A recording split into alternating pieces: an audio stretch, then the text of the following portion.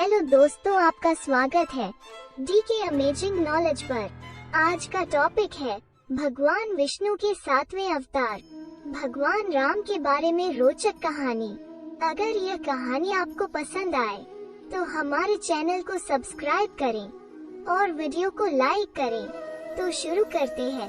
श्री राम नवमी भगवान राम के धरती पर जन्म के उत्सव के दिन के रूप में मनाई जाती है। भगवान विष्णु के 7वें अवतार से जुड़ी पौराणिक कथा है जिसके बारे में बहुत कम लोग जानते हैं।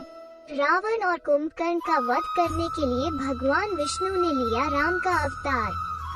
मनु और शत्रुपा को दिए वरदान के कारण भगवान विष्णु ने लिया मर्यादा पुरुषोत्तम का जन्म। नारद मुनि के श्राप का मान रखने के लिए विष्णु जी ने धरती पर आए थे। भगवान रामनवमी का पावन पर्व पूरे भारत में हर्षोल्लास के साथ मनाया जाता है।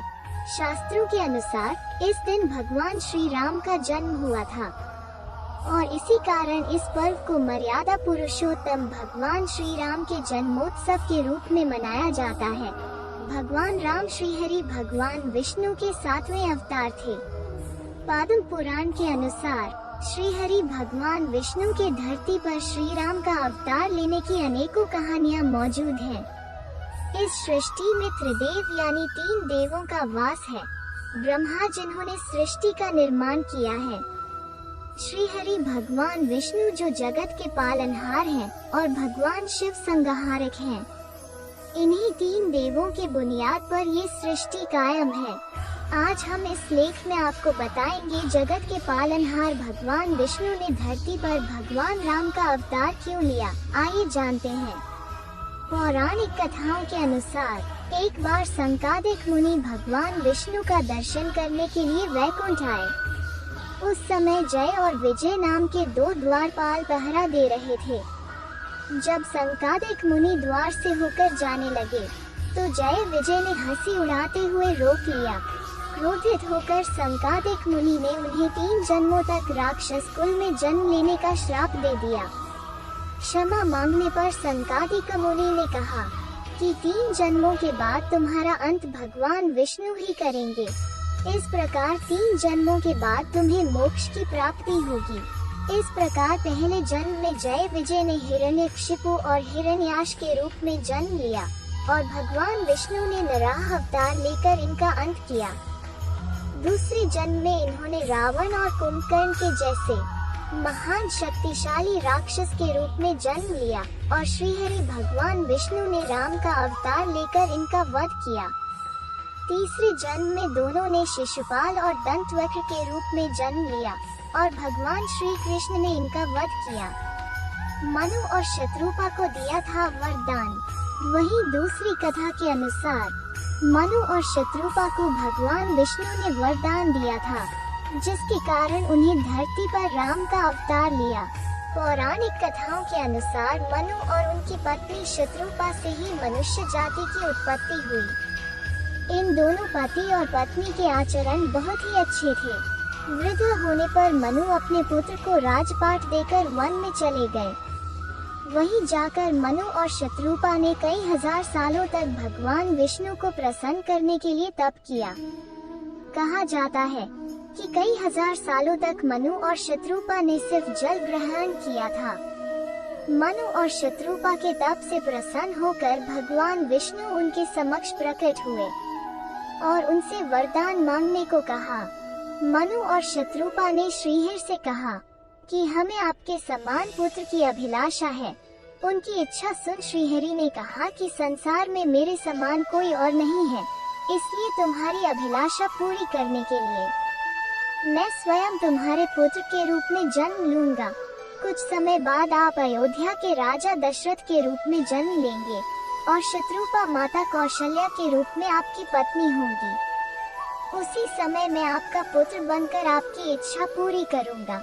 इस प्रकार मनु और शत्रुपा को दिए वरदान के कारण भगवान विष्णु ने धरती पर मर्यादा पुरुषोत्तम भगवान श्री राम का अवतार लिया। नारद मुनि के श्राप के कारण भगवान विष्णु को लेना पड़ा श्री राम का अवतार। पौराणिक कथाओं के अनुसार भगवान विष्णु ने श्री राम का अवतार लिया था।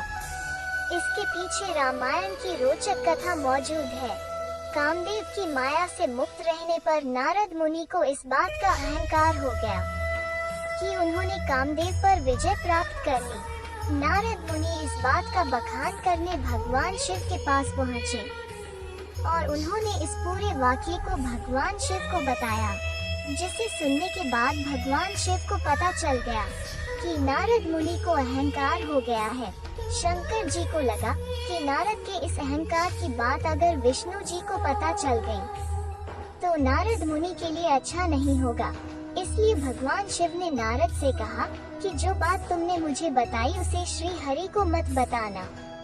लेकिन नारद जी कहाँ मानने वाले, और वो तुरंत क्षीर सागर में भगवान विष्णु के पास पहुँच गए और उन्होंने कामदेव पर विजय प्राप्त करने की पूरी कथा विष्णु जी को सुना डाली। भगवान विष्णु को लगा कि आज तो नारद मुनि को अहंकार हो गया है। अपने भक्त के अहंकार को भगवान विष्णु सहन नहीं कर पाते थे, इसलिए विष्णु जी ने नारद मुनि के अहंकार को दूर करने और इससे मुक्त करने के एक उपाय सोचा। नारद मुनि को अहंकार से मुक्त करने के लिए श्री हरि ने रची माया। जब नारद जी बैकुंठ से लौट रहे थे तो रास्ते में उन्हें एक सुंदर महल और समृद्ध नगर दिखाई दिया, जिसे भगवान विष्णु ने अपनी माया से रचा था। नारद मुनि अपनी धुन में होने के कारण कुछ समझ नहीं पाए और वो राजमहल में पहुंच गए। राजमहल में राजा की सुंदर पुत्री को देख वो मोहित हो उठे। जब नारद मुनि ने लड़की के हाथों को देखा तो वो दंग रह गए। उसकी रेखाओं के अनुसार उसका पति विश्व विजेता और तीनों लोकों का स्वामी होगा। नारद जी यह देखने के बाद वैराग्य को भूल गए तथा विवाह की कामना लेकर वो भगवान विष्णु के पास वापस बैकुंठ पहुंच गए और उन्होंने भगवान विष्णु से खुद को रूपवान और सुंदर बनाने की विनती की, जिस पर विष्णु जी ने कहा, हे ऋषि मुनि, हम वही करेंगे जो तुम्हारे लिए अच्छा होगा। नारद जी ने भगवान विष्णु की बात को नहीं समझा और वो बैकुंठ से लौटने के बाद सीधे विवाह के स्वयंवर में पहुंच गए, जहां पर लड़की ने नारद मुनि के तरफ देखा भी नहीं और उसने किसी और के गले में वर माला डाल दी, जिससे नारद मुनि बहुत निराश हुए। गुस्से में आकर भगवान विष्णु को दिया श्राप। देवर्षि मुनि नारद को लगा कि विष्णु जी ने मुझे रूपवान बनाया, फिर भी राजकुमारी ने मुझे देखा तक नहीं। ऐसे विचारों के साथ उन्होंने अपना चेहरा जल में देखा, जिसे देख वो आश्चर्यचकित रह गए। उनका चेहरा बंदर की भांति था, जिसे देखने के बाद नारद मुनि क्रोधित हो उठे और वापस बैकुंठ पहुँचे, जहाँ पर उन्होंने देखा कि वो राजकुमारी भगवान विष्णु के बगल में है। जिस पर क्रोध में आकर नारद ने विष्णु जी को भला बुरा कहा और श्राप दे डाला कि जिस प्रकार आपने बंदर के समान मेरा मुख बनाकर मेरा उपहास कराया है, मैं भी आपको श्राप देता हूँ कि आप पृथ्वी पर मनुष्य के अवतार पर जन्म लेंगे और आपको बंदरों से मदद लेना होगा। साथ ही जिस प्रकार मुझे एक स्त्री से दूर रखा है, ठीक उसी प्रकार आपको भी एक स्त्री का वियोग सहना पड़ेगा। नारद मुनि के इस श्राप के कारण भगवान विष्णु ने धरती पर मर्यादा पुरुषोत्तम भगवान श्री राम के रूप में अवतार लिया। ऐसी और कहानियों के लिए हमारे चैनल पर बने रहे और वीडियो को पूरा देखने के लिए धन्यवाद।